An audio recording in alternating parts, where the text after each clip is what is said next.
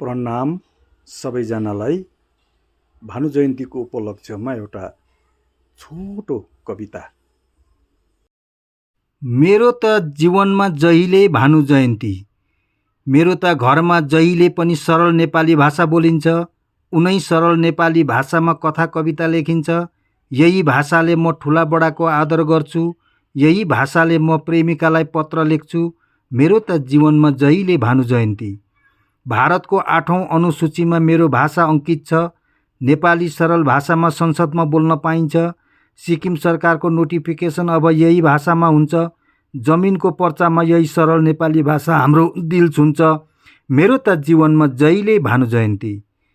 भानुकाल अगाडि लखड्याएको नेपाली भाषा साहित्यिक र सरल सबैले बोल्ने भयो हाम्रो भाषा।